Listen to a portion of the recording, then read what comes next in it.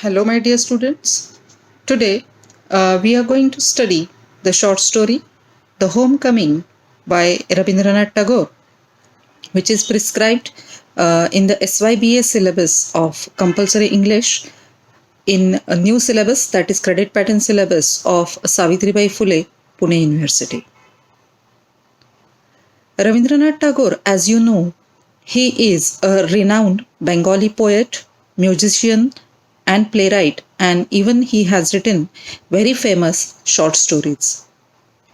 He is the first Asian to receive the Nobel Prize for Literature for his collection of or volume of poetry, Gitanjali, in the year 1913. He is best known for his collection of poetry for which he received Nobel Prize, that is Gitanjali in particular. He has written few famous novels like Ghare Baire, Joa Jog, Gora, etc.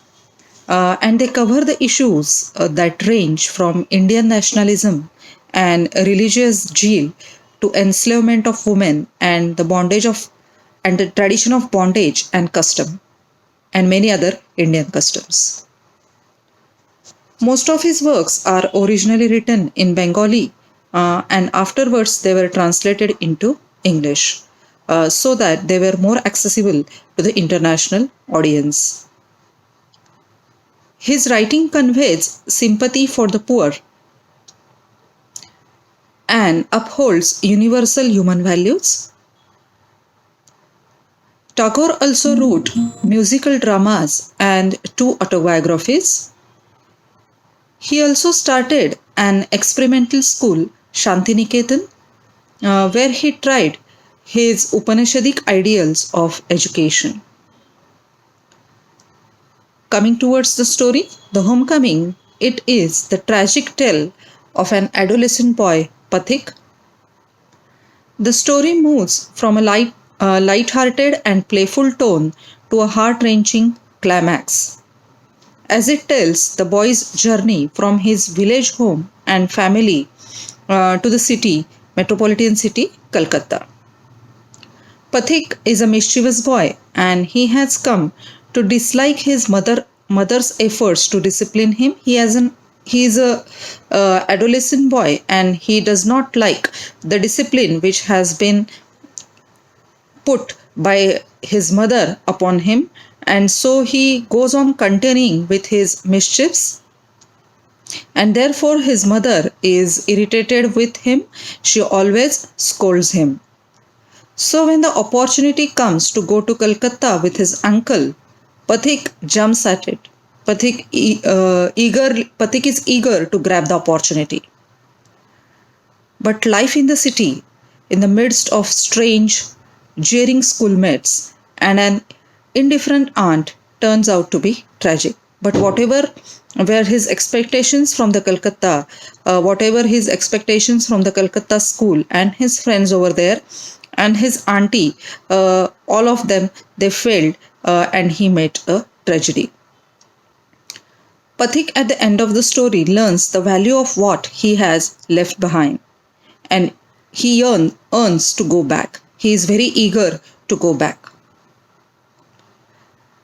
The Homecoming, this story, contrasts the innocence and frivolity of youth with the tragic seriousness of unpredictable occurrences.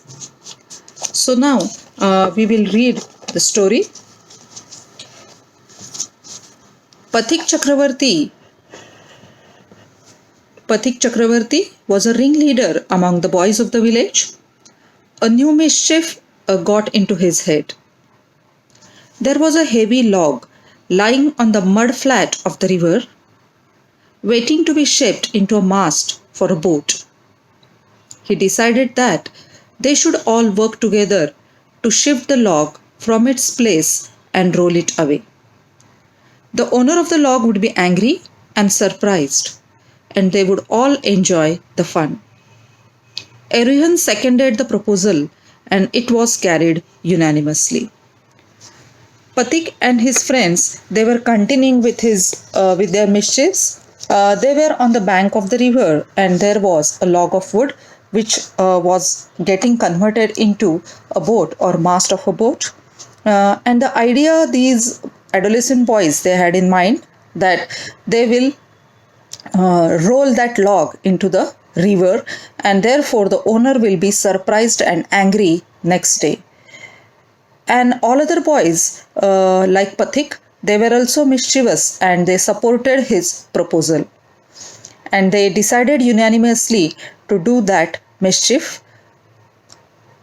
But just as the fun was about to begin, their fun was about to begin, Makhan, Pathik's younger brother, sauntered up and sat down on the log in front of them all without a word. The boys were puzzled for a moment. He was pushed rather timidly by one of the boys and told to get up. But he remained quite unconcerned. He appeared like a young philosopher meditating on the futility of games. Pathik was furious. Makhan, he cried, if you don't get down this minute, I will thrash you. Makhan only moved to a more comfortable position. See, Pathik was mischievous boy, but similarly, Makhan was also mischievous. Makhan is younger brother of Pathik. When Pathik and his friends, they were trying to carry out their plan, they were trying to roll the log in the river. At the same time, Makhan appeared from nowhere, and what he did was he silently came and sat on that log of wood.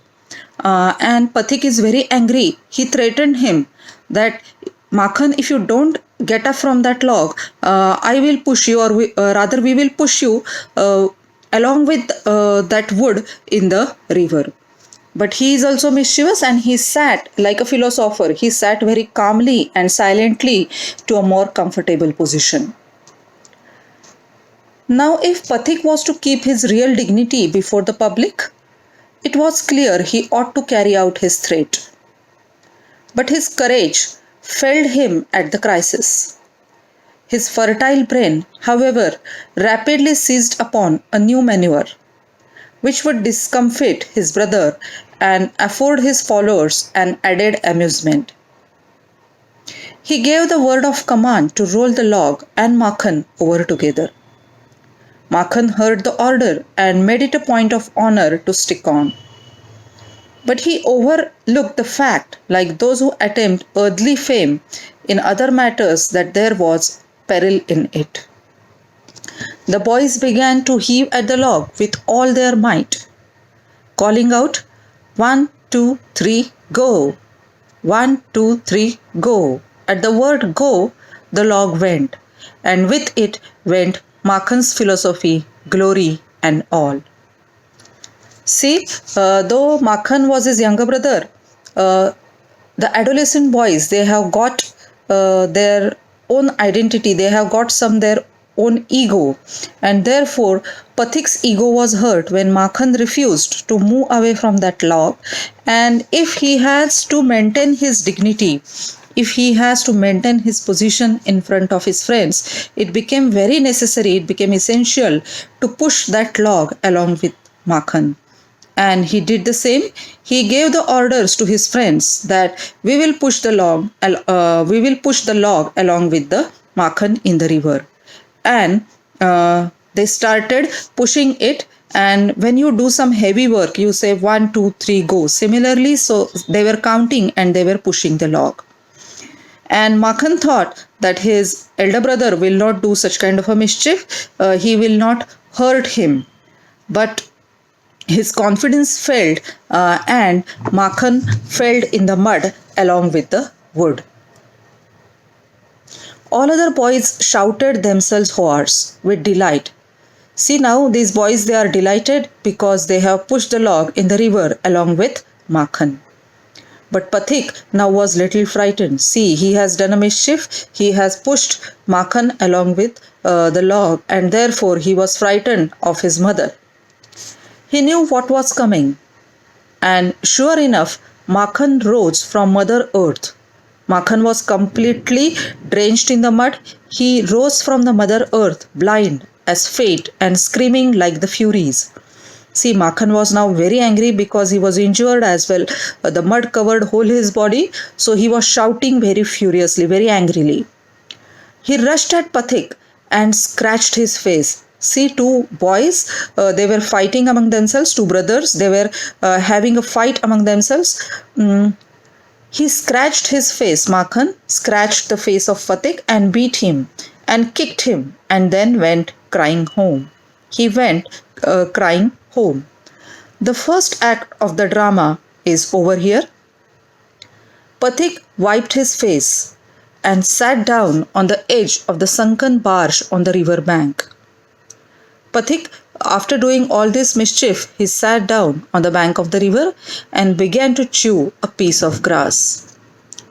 A boat came up to the landing. See, earlier there were no transportation facilities, and boats in the rivers, they were one of the most important transportation facilities in West Bengal, in the rural parts of West Bengal.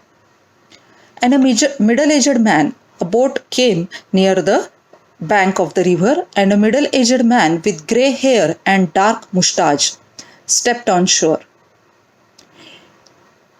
There was a middle-aged man who came from the boat with grey hair, dark moustache. He saw the boy sitting there doing nothing and asked him where the Chakravartis lived. See, a guest arrived from the boat and he is asking Pathik where the Chakravartis lived. Pathik went on chewing the grass and said, over there. Pathik, as you all know, he is a very naughty boy, mischievous boy. He pointed towards no direction and he said, over there. But it was quite impossible to tell where he pointed. The stranger asked him again.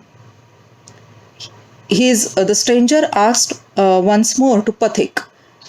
He swung his legs to and fro. He was moving his legs to and fro on the side of the barge and said, go and find out. See how rude, arrogant Pathik is. How he is talking with the elderly people. Even he said, go and find out. He is not telling where the Chakravartis lived. And continued to chew the grass as before. But now a servant came down from the house. A servant came from the house and told Pathik his mother wanted him. Pathik has done wrong with Makhan, and now servant came to call him and he ordered Pathik that his mother want him home immediately. Pathik refused to move, but the servant was the master on this occasion. He took Pathik up roughly and carried him. Almost the servant carried Pathik on his back. He was kicking and struggling. Pathik was kicking the servant that I don't want to go home. He was struggling to run away, but nothing happened. The servant took him home. When Pathik came into the house, his mother saw him. She called out angrily, so you have been hitting Makhan again?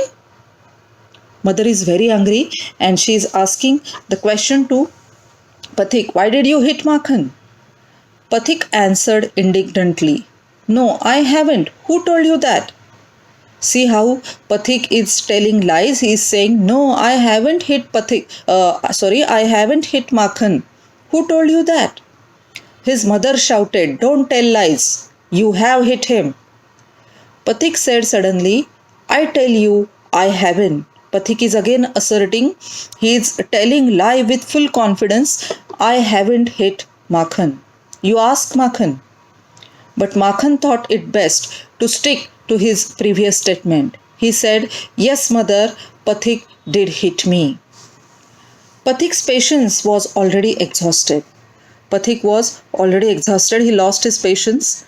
He lost his balance. He could not hear this injustice. He thought it is injustice with him that mother is asking him a question why he hit his younger brother Makhan.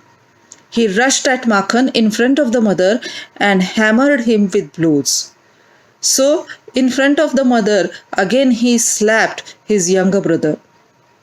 Take that, he cried, and that, for telling lies. He again and again he hit Makhan in front of the mother. You are telling lies to mother, so you deserve this, Pathik said to Makhan. His mother took Makhan's side in a moment and pulled Pathik away, beating him with her hands. Now mother is very angry because Pathik, without answering her question, again he has done a mischief, again he has done wrong thing, he has mistaken, he has hit Makhan in front of her. When Pathik pushed her aside, she shouted out, "What are you, little villain? Would you hit your own mother?" And when mother interfered between the fight of the two children, her two sons, Pathik unknowingly pushed her aside. And now mother is very angry and she shouted, "You little villain! Would you like to hit your mother also? Have you lost your balance? Have you lost your mind?" It was just at this critical juncture that the grey-haired stranger arrived. The guest who has asked the address of Chakravartis arrived at their home. He asked what was the matter.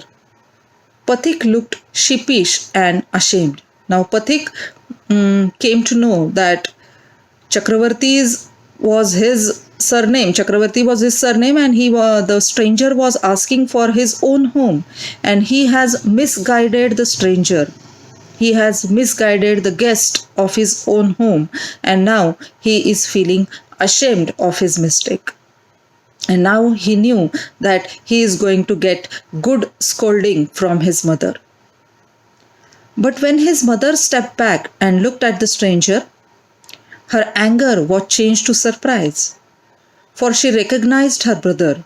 The stranger was nobody but her brother, and cried, "Why, Dada, where have you come from?" As she said these words, she bowed to the ground and touched his feet. Her brother had gone away soon after she had married, and he had started business in Bombay. His sister had lost her husband while he was in Bombay. Bishambar had now come back to Calcutta. Bishambar is his name, the Dada's name, or her sister's brother's name, and had at once made enquiries about his sister. He had then hastened to see her as soon as he found out where she was. See, when Pathik's mother was married, Bishambar left for Bombay, and in between, during these years, few tragic incidents took place. The sister lost her husband, and now she was grooming these two young children, her young sons. And when Bishambar came from Bombay, when he returned from Bombay to Calcutta, immediately he is here to meet his sister and ask about her whereabouts, about her condition. The next few days were full of rejoicing. The brother asked after about the education of the two boys. He was told by his sister that Pathik was perpetual nuisance. Pathik was a complete nuisance. He was lazy, disobedient, wild, but Makhan was as good as gold, as quiet as lamb, and very fond of reading. Bishambar kindly offered to take Pathik off his sister's hand and educate him with his own children in Calcutta. The widowed mother readily agreed when his uncle asked Pathik if he would like to go to Calcutta with him. His joy knew no bounds, and he said, "Oh yes, uncle," in a way that made it quite clear that he meant it. So now his maternal uncle was at home, and when he was informed by Pathik's mother, that Pathik was a complete nuisance, he was in complete contradiction with his younger brother Makhan. Makhan was very calm and quiet boy, and on the contrary, Pathik is very having nuisance values, and he is a trouble for his mother. Maternal uncle gave her an offer that he will take him to Calcutta and will educate him along with his own children. And Makhan is very happy, excited at this proposal. Immediately he consented. Immediately he said, I will come with you, uncle. It was an immense relief to the mother to get rid of Pathik. Actually, Pathik's mother was also very much tired with Pathik's nuisance value, and therefore she almost felt relieved. She had prejudiced against the boy, and no love was lost between the two brothers. She was in daily fear that he would either drown Makhan some day in the river or break his head in a fight or run him into some danger or other. See, it is mother's heart, and she was always afraid that this elder brother will cause some trouble for his younger brother, and therefore she felt relief when brother gave her the offer. At the same time, she was somewhat distressed to see Pathik's extreme eagerness to get away. Pathik was extremely happy when maternal uncle told him about his proposal. So mother was hurt that Pathik didn't thought about his mother. Pathik didn't ask for the permission of his mother. He immediately agreed to go to Calcutta.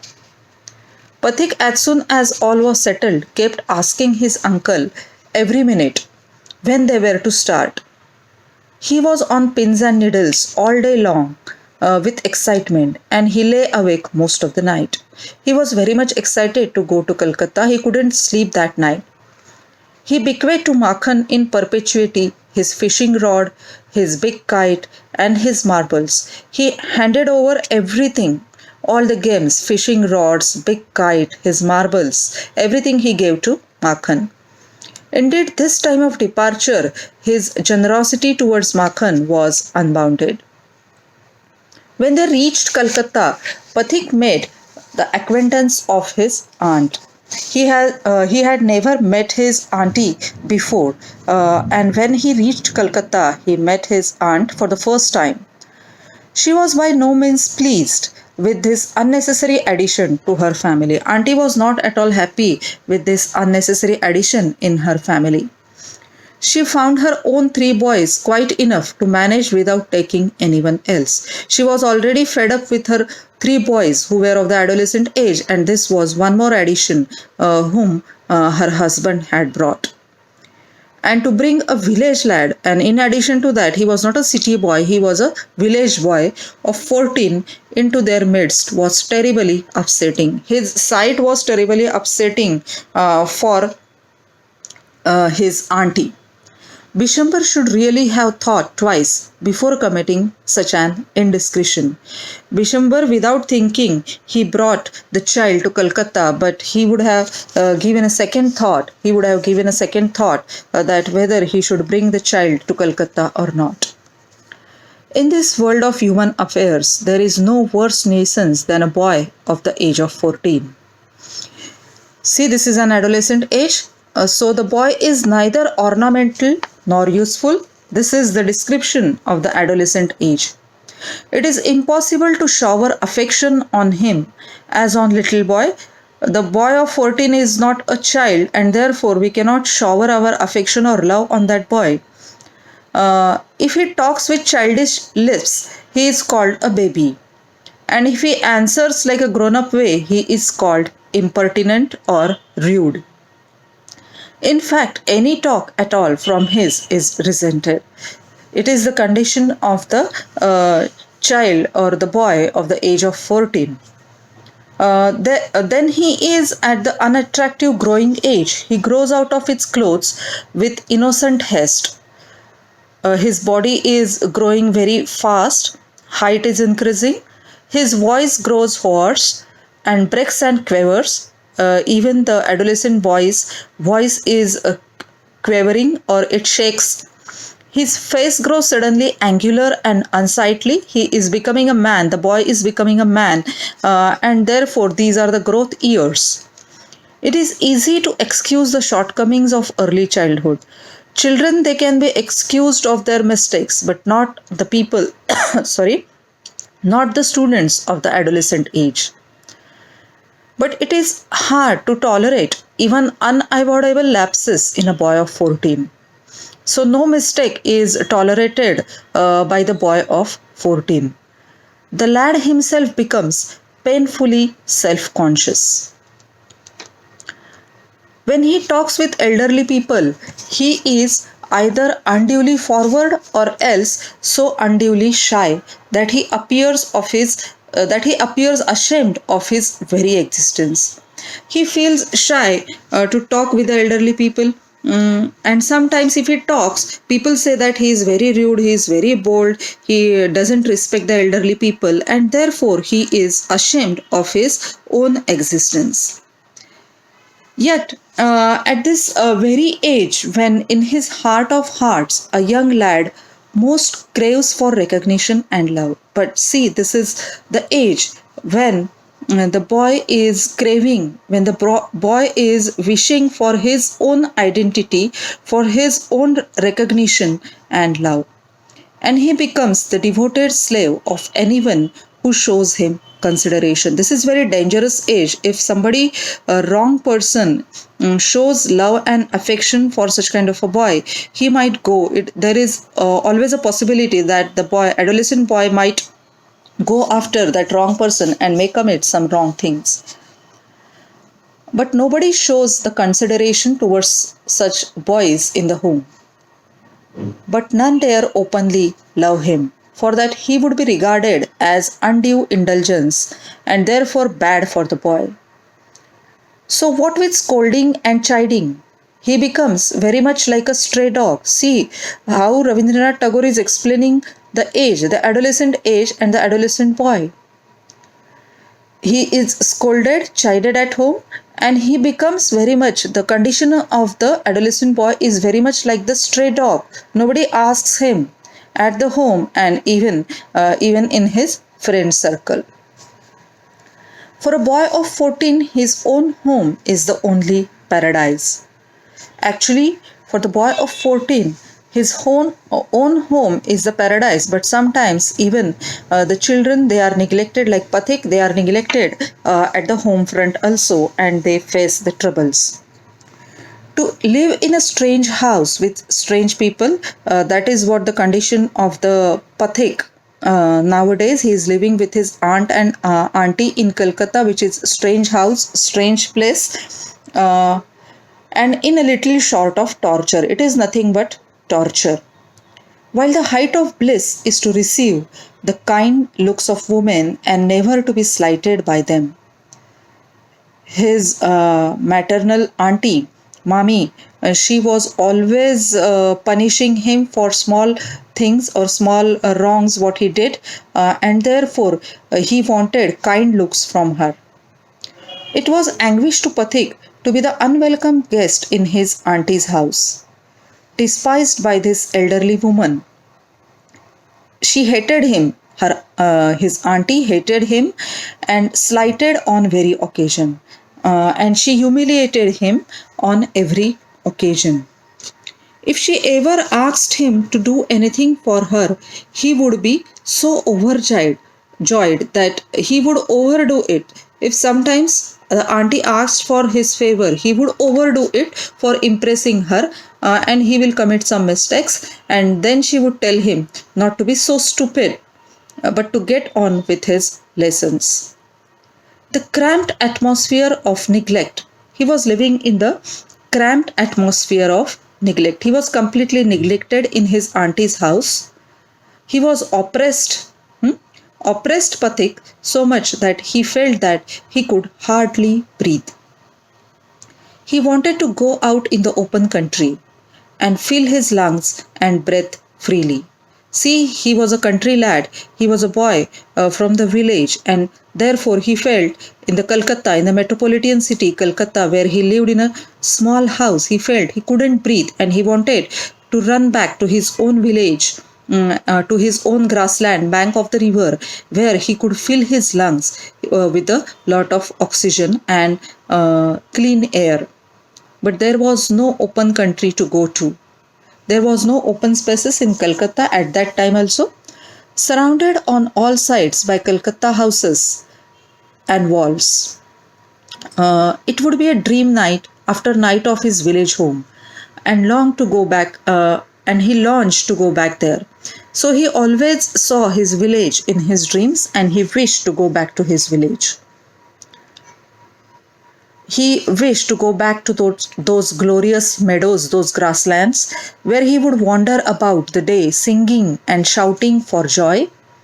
The narrow brook where he could go and dive and swim at any time he liked. He thought of his band of boy companions, he thought of his friends even, over whom he was a despot, and above all, the memory of that tyrant mother. Even he recalled his mother every day, every moment. When he was in village, he thought of her as a dictator, he thought of her as a tyrant, but now he missed his mother, who had such a prejudice against him. Always he thought, my mother is prejudiced against me. She loves Makhan more, my younger brother Makhan more than me. But now he missed his mother. And the thoughts of mother occupied him day and night.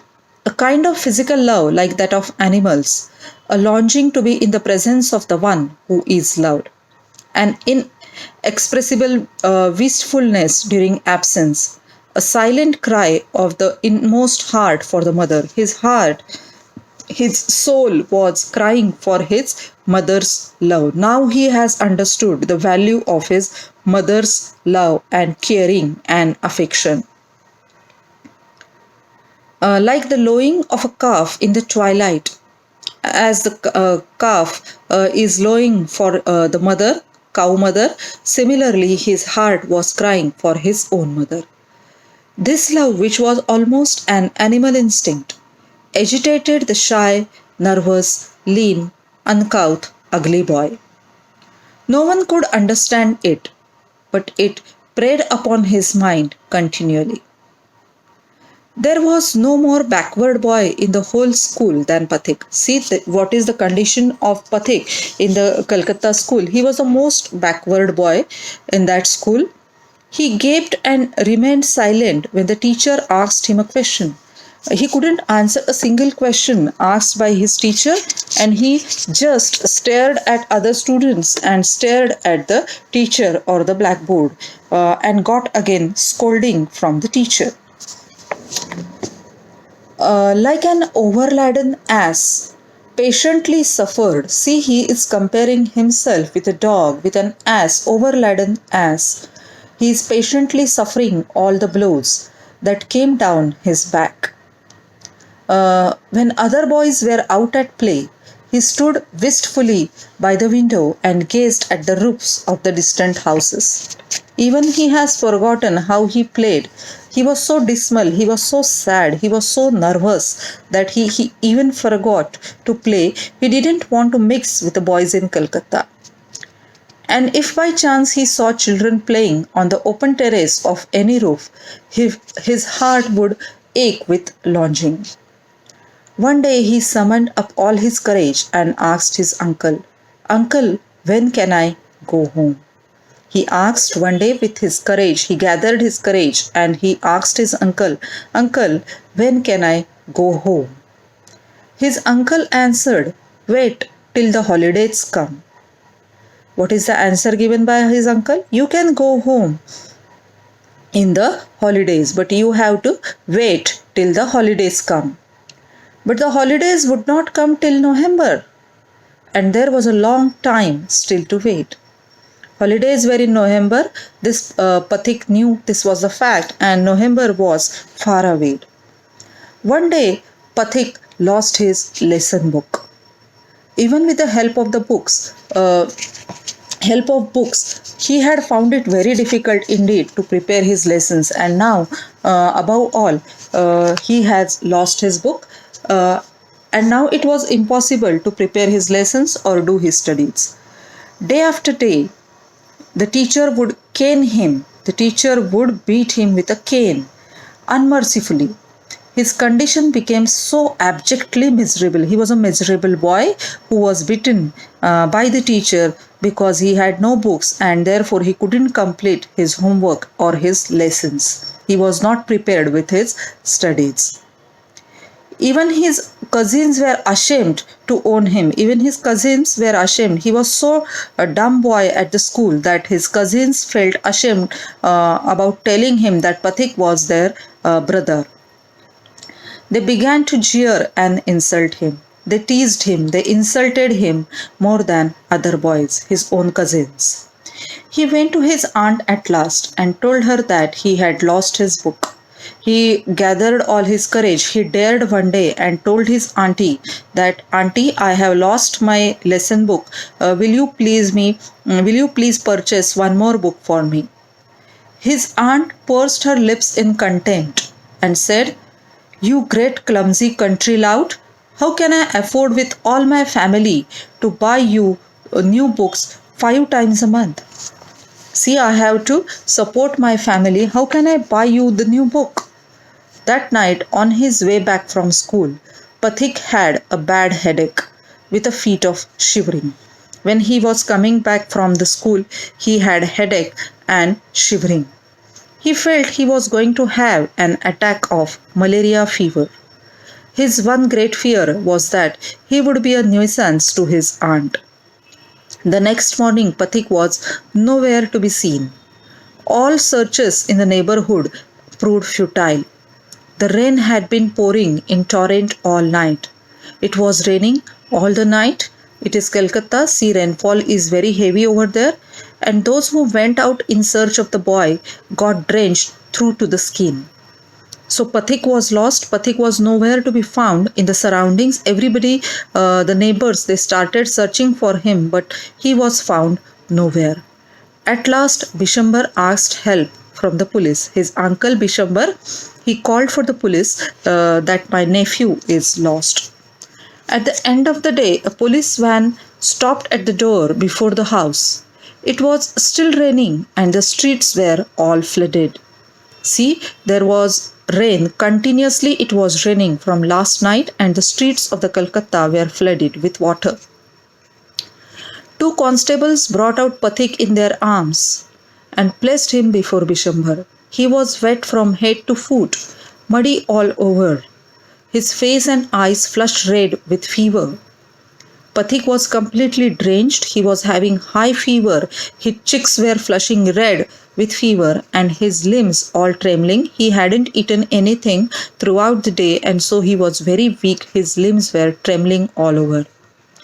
Bishambar carried him in his arms and took him into the inner apartments. When his wife saw him, she explained, What a heap of trouble! What is the reaction of the auntie? What a heap of trouble this boy has given us. Hadn't you better send him home? Pathik heard her words and sobbed out loud. When Pathik heard his auntie's reaction, he started crying out loud. Uncle, I was just going home, but they dragged me back again. Uncle, I don't want any trouble for your family or for auntie, and so I was going back home, but these police uncles, they dragged me back to home. The fever rose very high, and all that night the boy was delirious.